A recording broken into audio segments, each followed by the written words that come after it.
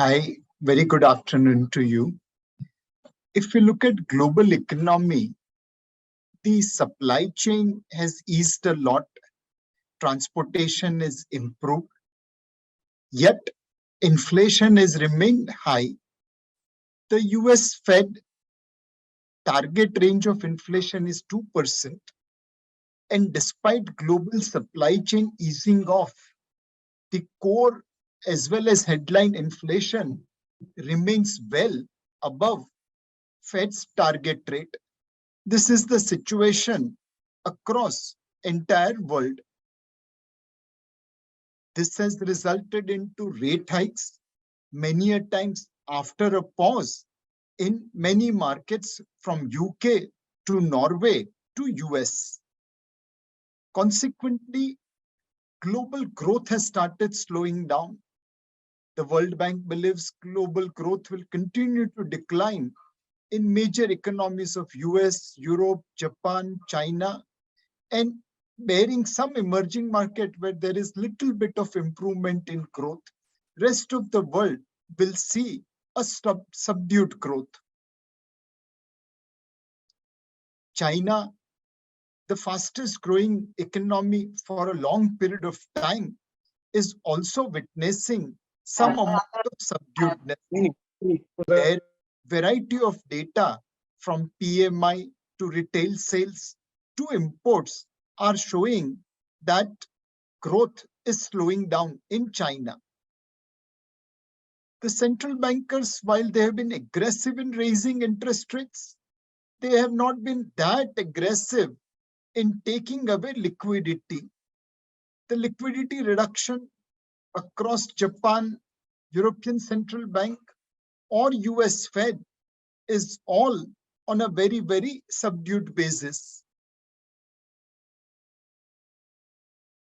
If we look at US economy in detail, Fed did one of the fastest ever rate hike in this cycle, but the liquidity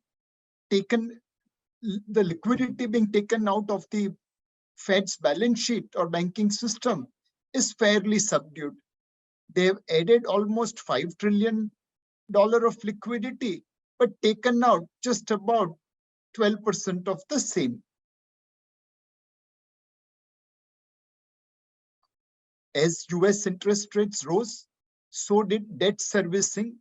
Now interest is almost double from $482 billion to $828 billion for American government. As rates rise and liquidity becomes tighter, number of bankruptcies have started increasing. Obviously, the quantum could be different, but number of bankruptcy year to date in 2023 is running above their historical average level. US economic data also is fairly mixed signal.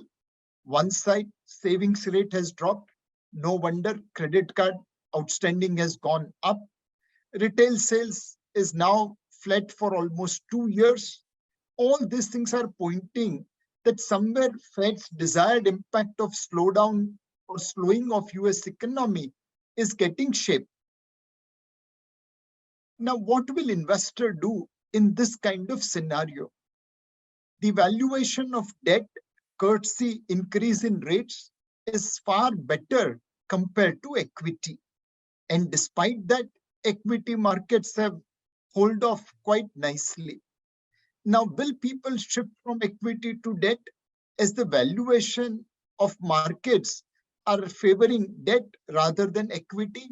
That's one equation which we will have to watch. The US Fed has warned the market that they are looking at 2 more rate hikes. For a while, market ignored that, but now it looks like that 2 further rate hikes of 25 basis points each has been factored by the market. And more importantly, the rate cut from 2023 may become 2024 phenomena. There was a fight in US about debt ceiling between Democrats and Republicans. finally, about 6 months ago, they approved the enhancement of limit. And within 6 months, almost $800 billion of debt has been raised. US is raising money at a rapid pace.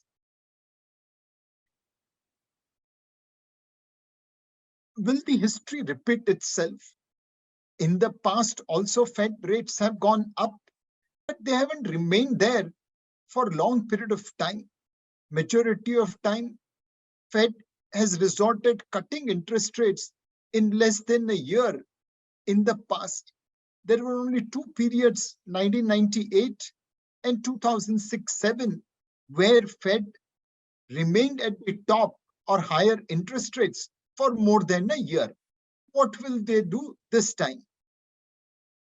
We believe Fed will continue to walk left and talk right. And this picture probably shows the dilemma of Fed. It is trying to do balancing between inflation and growth. It is keeping short-term rates higher, hoping that inflation will come down. It is keeping liquidity more than adequate, and also lower interest rates at the longer end, hoping that growth will not falter. Probably Fed's target seems to be little more than target inflation of 2% and a milder growth than an outright recession. If that happens, history will be kinder to US Fed chairman. In that context, Indian economy is doing extremely well. Street has now started revising GDP growth for FY24 upwards. The NPA levels have come down. Inflation is well within RBI's target range. And variety of data does indicate that in a slowing world, India is looking differently. Domestic activity levels has risen sharply and continues to remain in expansionary phase. GST collection now for a long period of time is generally hovering around 1,50,000 crore. Job creation, which was a problem in the past, has now started picking up, and formal job creation as per the EPFO data seems to be on the positive trend.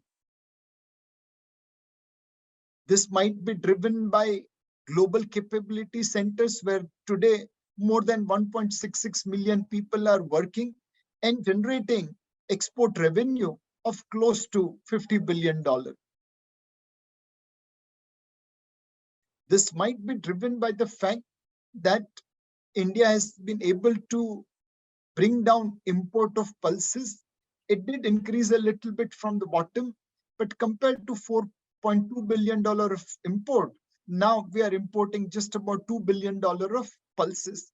This kind of import substitution also creates jobs in India rather than offshore. Now, obviously, what we did with pulses, we need to replicate with the vegetable oils, where our imports are in excess of $20 billion. The consumer sentiment has started showing small improvement, but on a sustainable basis. This also gives confidence that maybe now Indian economy will fire on not only on the government spending and investment, but also consumption. The infrastructure creation is happening at a rapid pace, whether it's highways, whether it's ports, whether it's power capacity, whether it's medical colleges. Across the board, there is dramatic increase in infrastructure creation. Real estate, which was declining for a while, has now started turning around, albeit selling of more luxurious houses is increasing rapidly, and priority sector loans towards housing is remaining stagnant or mildly increasing. But overall real estate activity have turned around. Capacity utilization is now reaching about 74% level, little higher, and people will go back to the investment plans. The corporate leverage is at 15-year low. companies have raised cash to pay back their debt, and now they are having one of the lowest gearing in last 1.5 decade. The private sector has now started announcing new capital expenditures.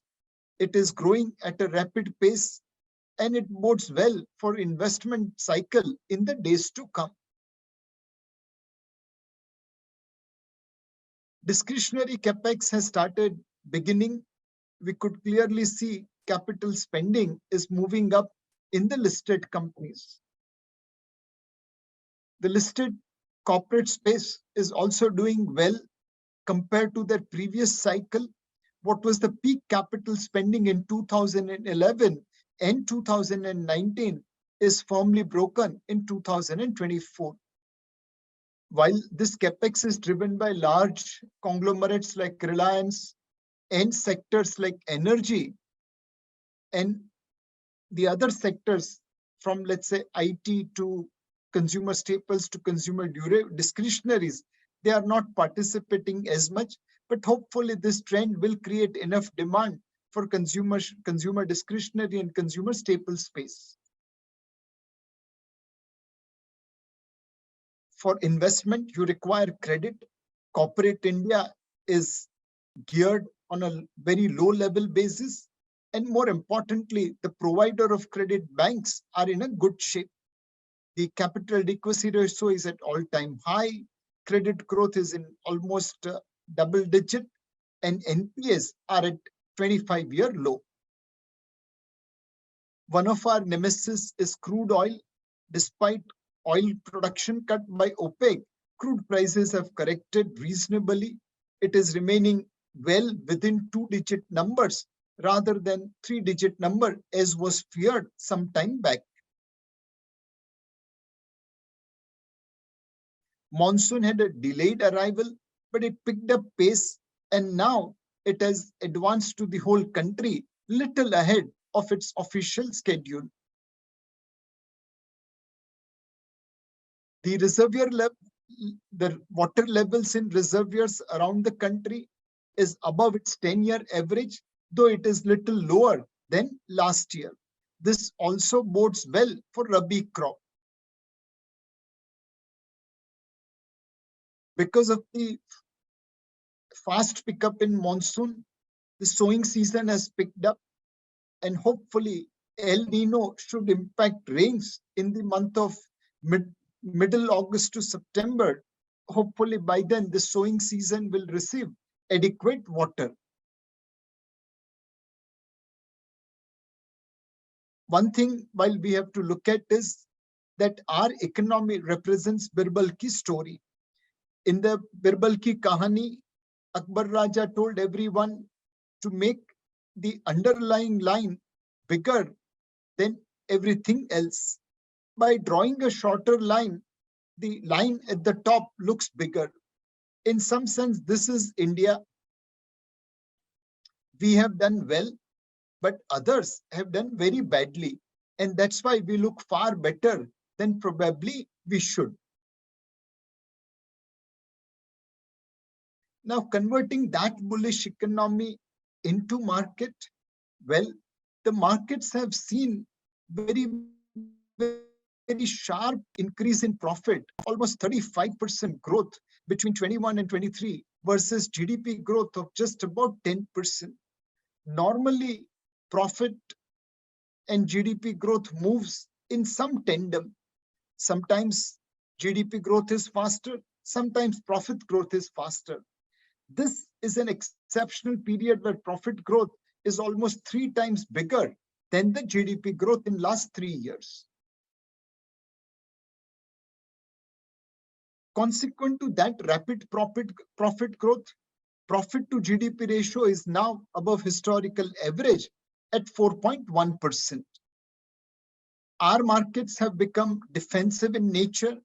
Our 1-year rolling beta versus MSCI Emerging Market Index is pointing that investors view India as a resilient market, as a defensive market, thus reducing our risk premium.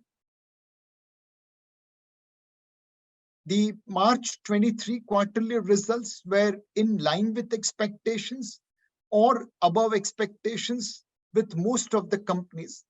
Out of 50 companies in Nifty 50, almost 37 companies represented number which was in line or above estimates. This strong performance of corporate India is supporting the market.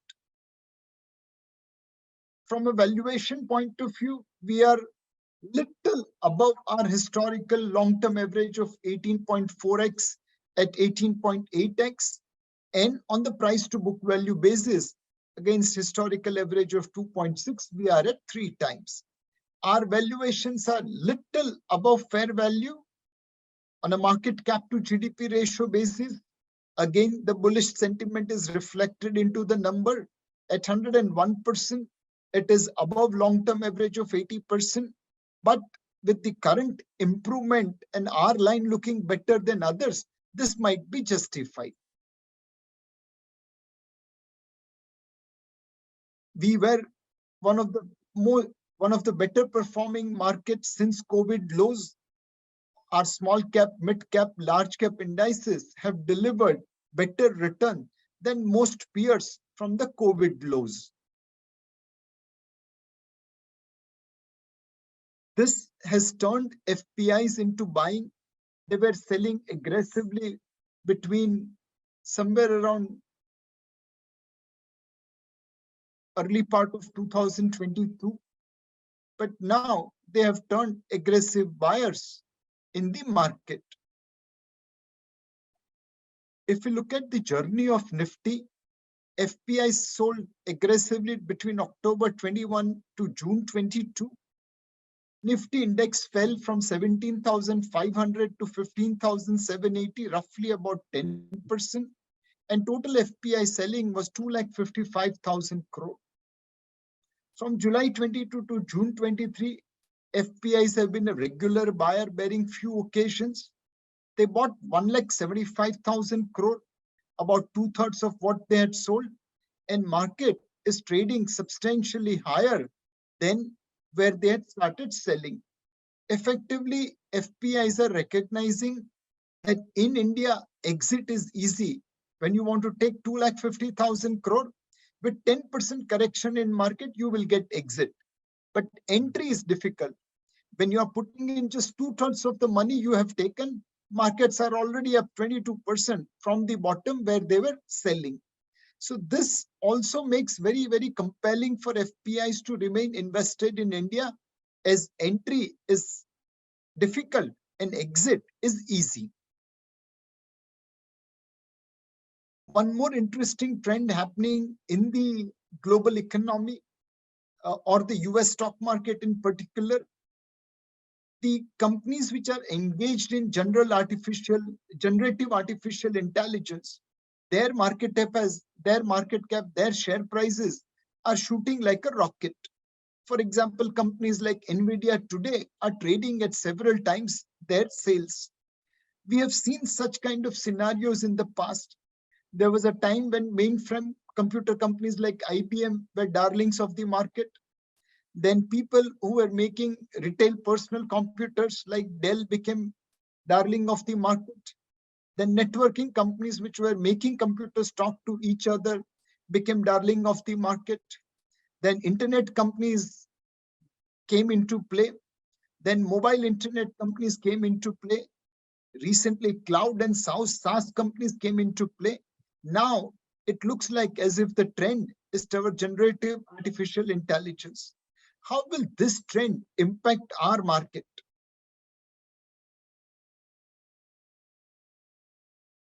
If we see our market, the journey from 19,000 to higher level will be driven by interest rates coming down or Indian macros remaining favorable vis-a-vis others.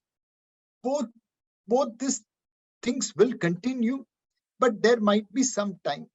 Our macros are already good. Other people can catch up with us. Yields will soften eventually, but not immediately. And hence, the rise of the market may get tempered a little bit. On the other hand, factors, previous slide, please.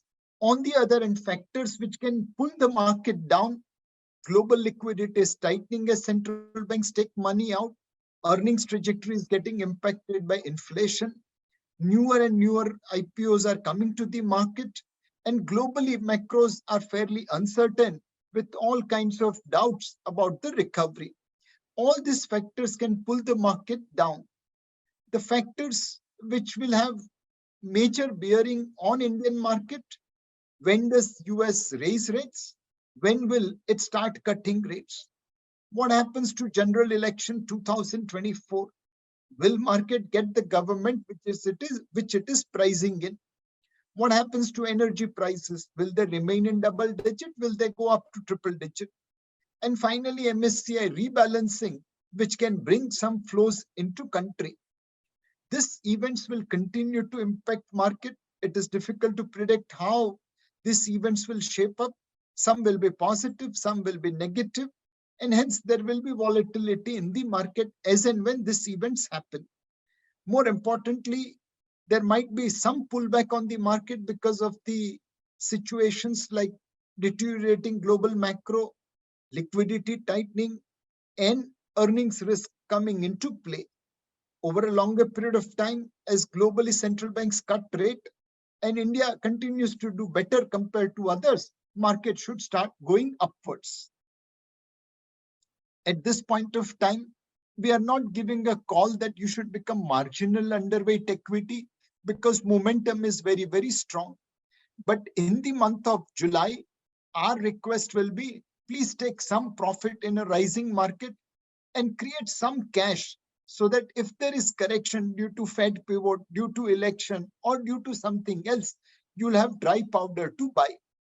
Our call at this point of time remains, you should be neutral weight to equity, but willing to book profit in a rising market and creating cash, generating cash to buy in case there is correction in the market.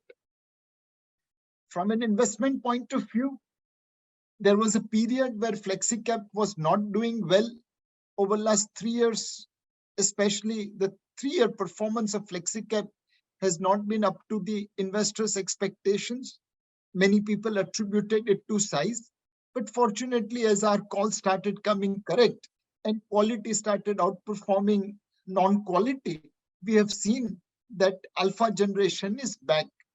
Clearly, Kotak Standard FlexiCap Fund is getting its mojo back, and hopefully it will continue to reward investors like in the past. The second fund, which my colleague Devinder manages quite nicely, is Kotak Multi-Cap Fund. It has generated since inception alpha of almost 4% and provided double-digit return when index return is single digit. And it covers large, mid, and small in a dynamic manner. This fund also has done extremely well compared to peer group since its inception. Kotak Equity Opportunities is our large and mid-cap fund. Again, it boasts of a reasonably good track record over the last many number of years. These are the funds which are suitable for customers in the volatile market. These are some of the NFOs which we have launched, except Kotak Global Innovation Fund, which has not performed as per the expectation of investors. Rest of our fund have done reasonably well. Kotak Pioneer Fund has almost doubled money. Kotak Focused Equity is on its way. Other funds like Kotak Multi-Cap, Kotak ESG Opportunities, Kotak Manufacturing in India, they all have done well in a difficult environment. Except Global Innovation, rest of the funds have probably delivered as per the expectations of investors. Coming to debt market, as I mentioned, in the US, there is little clarity on what Fed is going to do. Most probably, they'll continue to behave talking left and walking right. In India, RBI has done a great job. Next slide, please. They have hit a pause button for last 2 credit policy. Liquidity was in excess of 6 lakh crore towards mid 2022. Now that has been brought down dramatically over last year or so. Unlike central banks of the world, RBI has been proactive in taking away liquidity so that inflation remains under control. The repo rate has been maintained at about 6.5% since last two credit policies. No change over there. And that's purely based on the fact that RBI expects inflation to remain within its target range of 2 to 6%. The GDP forecast also remains fairly positive.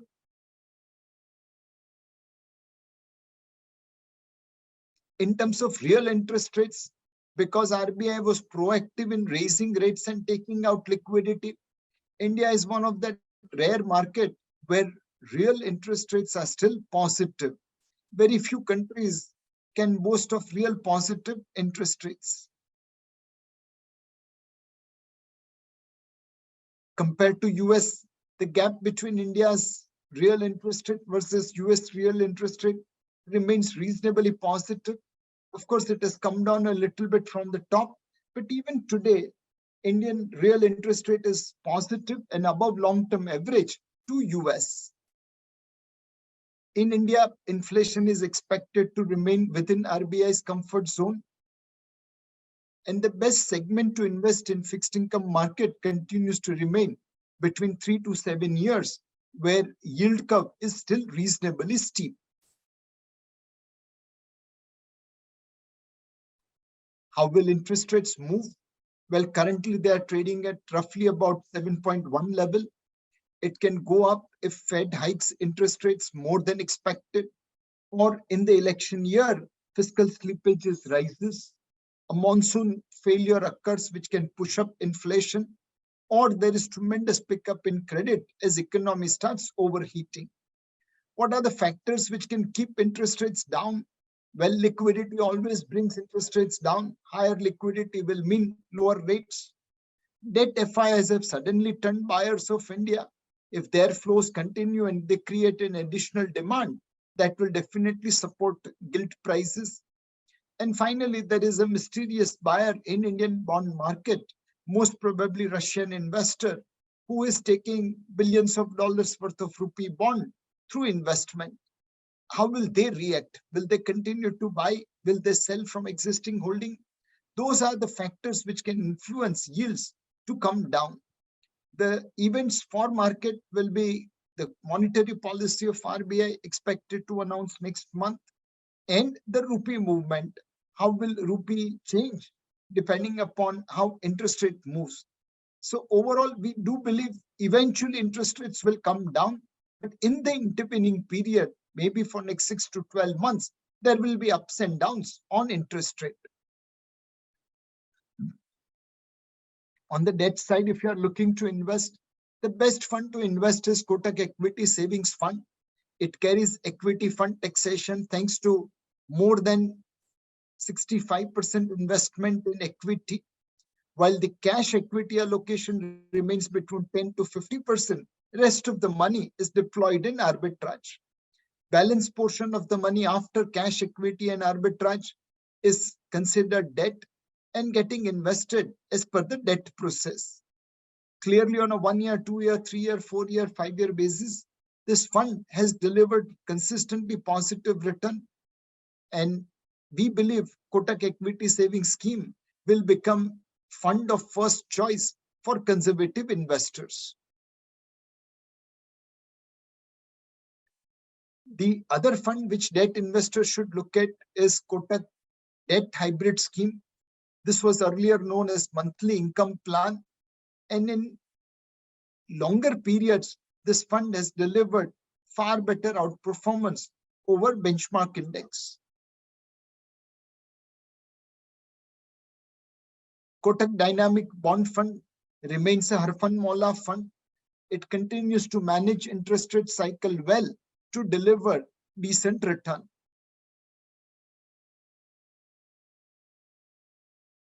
We have a family of tortoise and hare fund. On the way up, they go fast like hare, and on the way down, they come slow like the tortoise.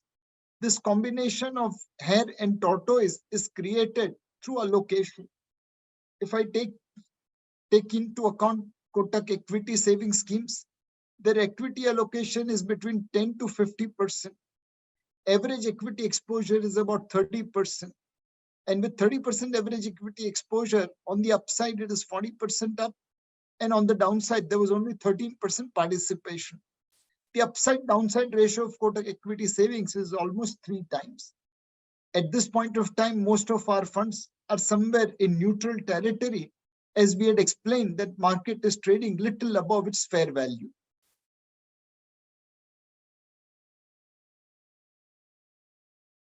Coming to gold, we have been bullish about gold for some time. We were right in 2020, went horribly wrong in 21, but God has been kind to compensate in 2022 and 23. Gold has been remaining bullish and on our investment horizon. Next slide, please. Mainly driven by central banks buying. Last 2 years, central banks have bought more than 1,000 tons of gold. And this gives confidence that maybe everyone is diversifying their FX reserves. If that news comes out, there will be much bigger rally in gold. And probably that's why they're keeping that under the wrap. If you look at the maximum buyers of gold in last 20 years, they were Russia and China, and then India at a distant third.